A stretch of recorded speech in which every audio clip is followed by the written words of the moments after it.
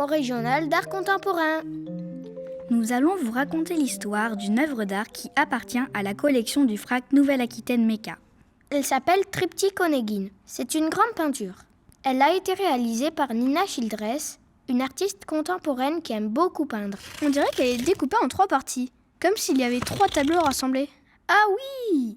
On appelle ça une triple œuvre, je crois. Mais non, on appelle ça un triptyque, c'est écrit dans le titre. D'ailleurs, on voit bien qu'on est face à 3 scènes différentes. On dirait qu'on est dans un château. Ça a l'air grand et un peu vieux. Ou dans un musée. Regarde, il y a des tableaux représentés. Oui, mais dans le château, il n'y a pas de tableau rouge Ikea. On dirait qu'elle est en plastique. Vous avez raison, on a l'impression d'être dans un même lieu. Peut-être une vieille maison et on voit plusieurs pièces en même temps. À gauche, ça serait la chambre. On voit un lit et une table de chevet avec des fleurs. Un tapis aussi, avec des grands traits de couleur. Il y a même une lampe où on voit le reflet de la pièce. Ça a l'air spacieux. Oui, et à côté, on voit un homme et une femme qui sont bien habillés. Ils sont sûrement riches. On dirait qu'ils sont dans leur salon. C'est peut-être un roi et une reine. Mais ils n'ont pas de couronne. Regardez la dame, elle a une grande robe argentée avec des plis. C'est peut-être une danseuse. Je trouve que ça lui donne un style. J'aime bien. C'est peut-être de l'aluminium. On dirait que Nina Childress a voulu la mettre en avant par rapport au monsieur derrière. Lui, il est flou. On dirait qu'il va éternuer. En tout cas, elle est forte, Nina Childress. Elle réussit à faire plein d'effets en peinture. Ça, c'est vrai. Dirigeons-nous vers la salle à manger. Regardez, il y a une porte derrière les 2 personnages. C'est pas très moderne. On voit que la table est installée pour manger. C'est plutôt le midi parce qu'il y a des verres à vin. Et c'est le midi qu'on boit du vin. Et l'apéro alors? Et puis regarde, les rideaux sont tirés. On dirait qu'il y a les lumières allumées. On voit des ombres. On doit plutôt être le soir. Avez-vous remarqué que le tableau de gauche est très coloré? Celui du milieu est coloré, mais gris aussi avec la robe. Et celui de droite est uniquement en noir et blanc. Ah oui, c'est vrai. C'est comme si on passait d'une époque à l'autre. Présent, passé peut-être vers le 18e ou le 19e siècle, et encore le passé, quand les photos étaient en noir et blanc. On voyage bien dans le temps, mais à gauche, on serait plutôt dans les années 50, au milieu au 19e siècle et à droite dans les années 60. Pour la chambre et la salle à manger, Nina Childress est servie d'images qu'elle a trouvées dans de vieux magazines de décoration.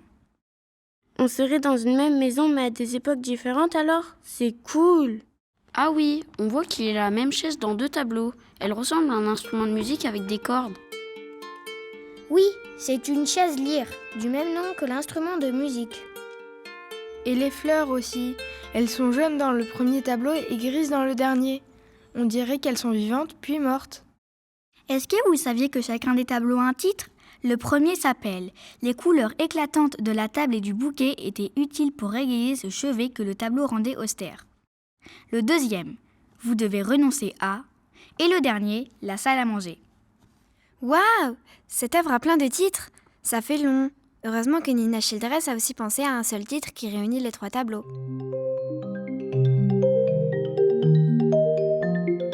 À votre avis, dans le tableau, vous devez renoncer à... À quoi doivent renoncer les 2 personnages? Il serait mari et femme. La dame, elle pourrait dire à l'homme « Vous devez renoncer à votre soirée » parce qu'elle a envie de rentrer chez elle, de se mettre en pyjama et de se démaquiller. Mais lui, il ne veut pas rentrer, alors il est énervé. Il crie. Oui, on voit qu'elle est saoulée. Elle a les sourcils un peu froncés. Elle aimerait sûrement être tranquille. Ou alors c'est un père avec sa fille. Il lui dit qu'elle doit se marier. Et elle ne veut pas. Elle a l'air énervée. Elle lui dit « Vous devez renoncer au mariage ». Ça ne pourrait pas plutôt être son serviteur? Regardez comment il est habillé. Oui, c'est vrai, et il dirait « Vous devez renoncer à être servi », parce qu'il en a marre de courir partout. Vous avez de bonnes idées. Je vais vous révéler de quoi s'est inspirée Nina Childress pour peindre ces 2 personnages. De l'opéra. Ah oui, c'est pour ça que le monsieur il ouvre grand la bouche. En fait, il chante. Tout à fait. Ce sont des chanteurs d'opéra qui interprètent une scène. À l'opéra, on chante souvent sans micro. Et très fort. Un peu comme ça. Aïe, mes oreilles! On n'en est pas loin.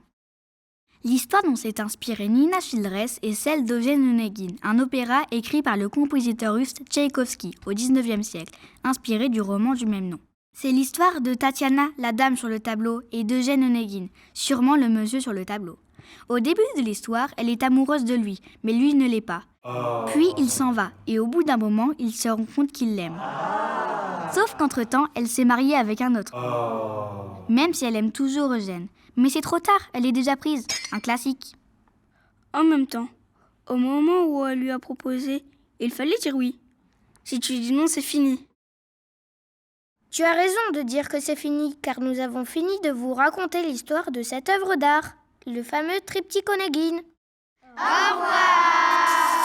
Et à bientôt au FRAC.